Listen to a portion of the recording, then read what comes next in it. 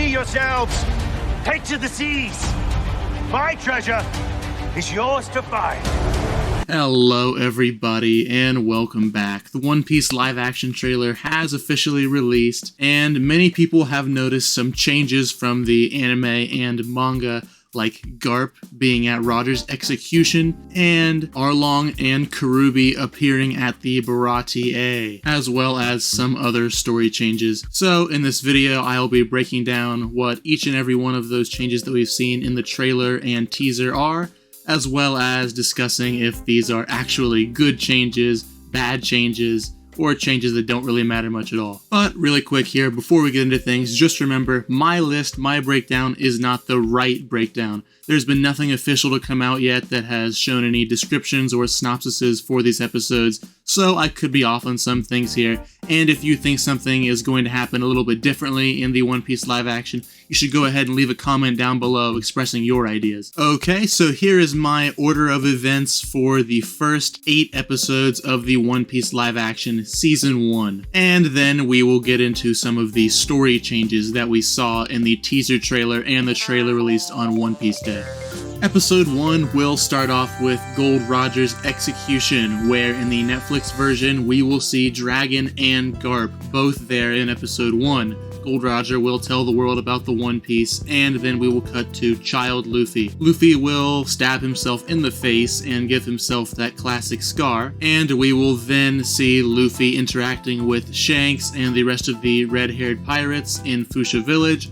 Luffy will eat his devil fruit and eventually will get captured by Higuma the mountain bandit, which will then lead to Shanks coming in to rescue him using Conqueror's Haki on the Lord of the Coast and losing his arm, and shortly after Shanks will give Luffy his classic straw hat. The episode will then end with Luffy punching the Lord of the Coast and setting out on his journey. Episode 2 will kick off with Luffy in his barrel being sucked into a whirlpool and Alvida's ship then bringing him on board. Luffy will interact a little bit with Kobe, and eventually this will end with Luffy punching Alvida and freeing Kobe from his unwanted pirate life. Kobe and Luffy will then make their way to Shell's Town, where they will eventually go to the local marine base and see Zoro all tied up. And after meeting Zoro, Luffy will decide to invite him to his crew, and he will go to retrieve Zoro's 3 swords. Nami will then somehow be tied into all of this. The 3 of them will team up to defeat the corrupt Marine Axe-Hand Morgan. Kobe will subsequently join the Marines, and Luffy, Zoro, and Nami will continue off on their adventure. Alright, now for episode 3. If any of the Shell's Town arc was not finished in episode 2, it will conclude at the very beginning of episode 3. The crew will then make their way to Orangetown and in turn Buggy's Circus. The rest of the episode will basically be a battle between the Straw Hat crew and Buggy's crew, where Luffy will have to fight Buggy's Chop Chop powers, and Luffy and Nami will interact some more in this episode. Episode 4 will be Usopp's official introduction, where we will meet him and Kaya, and we will get into a conflict with Captain Kuro, whom Luffy will defeat in Kaya's mansion. The episode will end off with the Going Merry being built at Syrup Village, and the crew recruiting Usopp and getting their brand new official ship.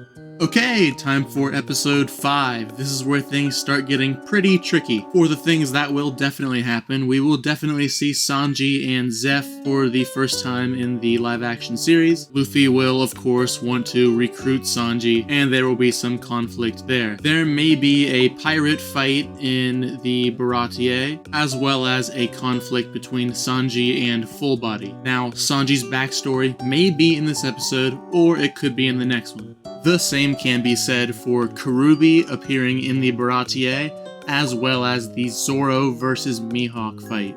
Episode 6 will be another Baratie episode, where things like Sanji's flashback, Zoro vs. Mihawk, and Karubi appearing at the Baratie will now happen if they did not take place in episode 5. And then, probably the most shocking change to the One Piece story, Arlong will appear in the Baratie.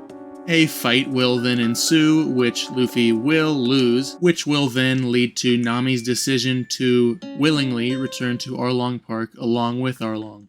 Now they could go the manga and anime approach and decide to split up the Straw Hat crew, where maybe someone like Usopp goes along with Nami, but I think the 4 Straw Hats, including Sanji, who will join at the end of this episode, will go to Arlong Park together in order to go and get Nami. And as I said earlier, Sanji will of course join the crew before they head off to Arlong Park together. Okay, time for episode 7. The crew will arrive at Arlong Park. We will see some interactions between Arlong and Nami just to see how terrible of a person Arlong is. And the crew will meet up with Nojiko as well as Genzo. And we will finally get Nami's flashback, which will take up a lot of the episode. And after the plethora of character interactions and setup, we will then be hit with the most famous and heart-wrenching scene from the entire East Blue, which is, of course, Nami's Help Me scene. And now for the season finale grand climax, that is episode 8.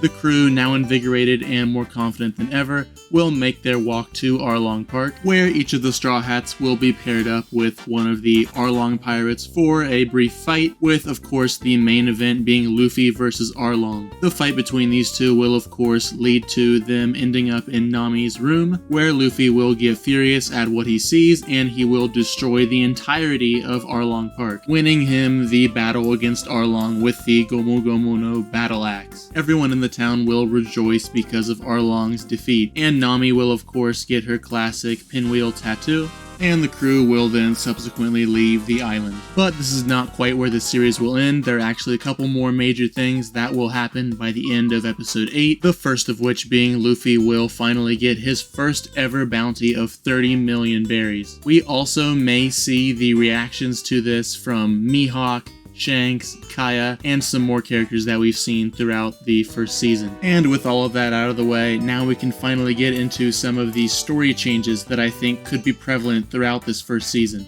The first of which being extremely obvious to anyone who has seen the One Piece anime or read the manga, and that is the lack of a Logtown arc. Now, my reasoning for believing that Logtown will not be the season finale for the One Piece live-action first season is that we haven't seen Logtown at all in either the teaser trailer or the full trailer that was released on One Piece Day. And of course, they're not going to show everything in trailers and teasers, but I would think that we would have seen something of current-day Logtown in one of these things, but the only time we've seen any looks at Logtown at all for the live-action has just been for Gold Roger's execution. And some more supporting evidence for this theory is that we have gotten no information about an actor for Smoker or an actress for Tashigi, who are some very key characters for the Logtown arc. I think that the writers and producers just wanted to end this first season with Arlong Park, the big climax of the East Blue, and to basically end it off with that barrel scene without having to do an entire episode for Logtown just yet.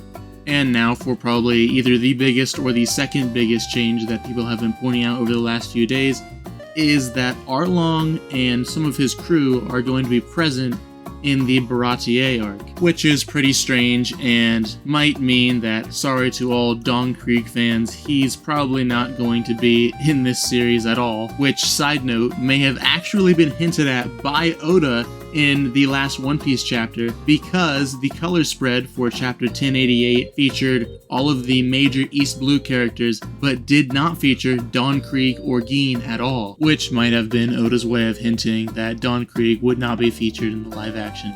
The reason for cutting Don Krieg and Gin and replacing them with Arlong and Karubi is probably because Arlong is the main villain of the East Blue arc, and the writers and producers of the live action probably just wanted to introduce him earlier on to build up to the eventual fight between Luffy and Arlong in episode 8. And for some smaller things that I noticed, I did see that Garp's ship was firing a cannonball at someone during the trailer. And in the trailer, right after that scene, it shows the Straw Hat's ship getting hit by something. So will Garp have an interaction with the Straw Hats during this season, or even start firing cannonballs or throwing cannonballs at them? Well, it's kind of impossible to tell right now, and I'm not really sure where that scene would fit in. but I do think we will be cutting back to Garp training Koby and Helmeppo throughout the episodes of this season. And if we're lucky, we may even get to see a little bit of training from everyone's favorite character in One Piece, Bogard. And one more thing about Garp that was a little bit different from the manga and anime is that Garp is seen at Roger's execution stand, which many fans have been saying might mess up the timeline of One Piece a little bit because of Shiki and Chapter 0 and Strong World. Because around the time of Roger's execution, Shiki, a really powerful pirate who had just escaped Impel Down, attacked Marineford, and Sengoku and Garp both had to be there to fight him. So therefore, neither of them could actually make it to the execution of Roger. But I don't really see this being a major issue for the live action. If they ever were to get to Shiki in the story, they could easily change his story up a little bit. Maybe he doesn't attack Marineford during the same time Roger's being executed. Maybe he doesn't attack at all, and when he escapes Impel Down, he just goes missing somewhere else. They could change it in a lot of ways that wouldn't really harm the story at all, and could let Garp be present for Roger's execution. And now the final thing I want to mention today. We do see Zoro fighting someone who appears to be Mr. Seven from Baroque Works, which is a pretty cool thing that we never actually saw drawn in the manga or animated in the anime. And I think this will probably be a part of Zoro's backstory after they do the entire Kuina bit of his backstory. They could show him fighting Mr. Seven just to show a little bit of his skills before he fights with Luffy against Axan Morgan.